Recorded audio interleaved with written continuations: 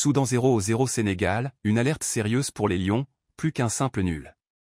Ce match nul face au Soudan, 0-0, dans le cadre des éliminatoires de la Coupe du Monde 2026, est loin d'être une surprise pour les observateurs avertis du football sénégalais.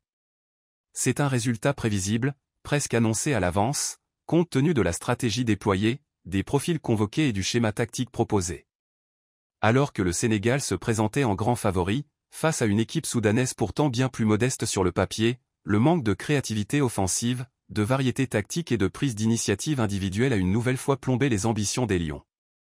Analyse d'un match frustrant, mais révélateur. Une domination territoriale, mais inutile. Statistiquement, le Sénégal a dominé, possession, passe réussie, occupation du camp adverse. Mais dominer n'est pas gagner, surtout quand cette domination est stérile. Une fois de plus, les Lions ont monopolisé le ballon sans parvenir à créer de véritables occasions franches. Et cela tient à une erreur de fond, la mauvaise gestion des profils offensifs et un déséquilibre flagrant dans la composition de l'équipe. Le sélectionneur Pape Thiaw a opté pour un milieu ultra-défensif, avec 7 profils de récupérateurs ou de joueurs à vocation défensive. Dans un match où il fallait faire sauter un bloc bas bien organisé, c'est un choix qui a tout simplement limité les possibilités de déséquilibrer l'adversaire. À quoi bon dominer si l'on n'a ni percussion, ni créativité dans les derniers mètres? Ismaïla Sarr, un profil mal utilisé. Ismaïla Sarr est un joueur de qualité. Mais encore faut-il l'utiliser dans les bonnes conditions. Ce match a une nouvelle fois montré ses limites face au bloc bas. Le joueur de Crystal Palace est un ailier de transition, qui brille lorsqu'il a de l'espace à attaquer en profondeur. Mais face à une équipe soudanaise regroupée derrière, qui défend bas et refuse de sortir, il devient inoffensif. Son manque de finesse technique dans les petits espaces et son incapacité à éliminer en 1 contre 1 deviennent alors problématiques. Il serait plus judicieux de le faire entrer en seconde période, lorsque les défenses adverses sont plus fatiguées et qu'il peut exploiter des espaces laissés dans le dos.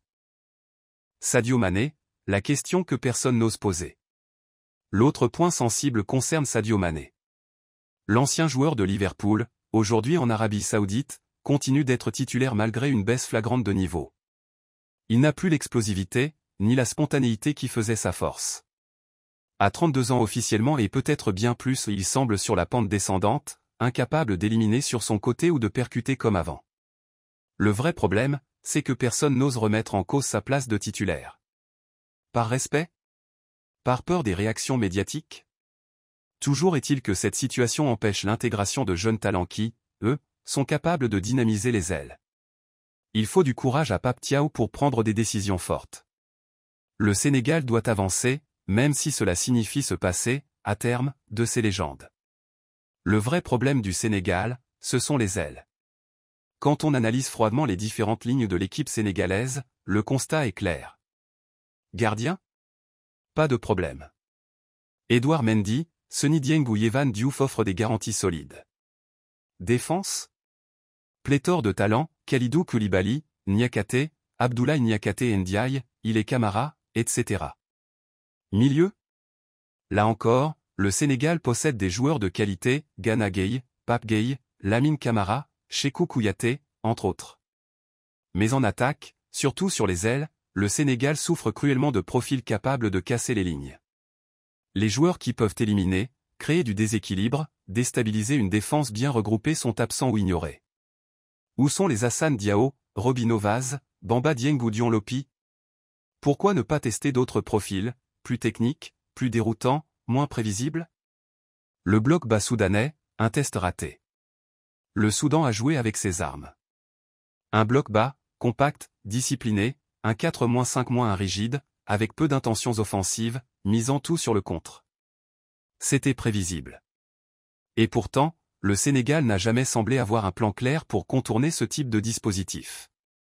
Des appels stéréotypés, peu de mouvements, pas de combinaison rapide dans les petits espaces, et surtout aucune tentative individuelle pour faire sauter le verrou. Les rares frappes de loin étaient désespérées, mal ajustées.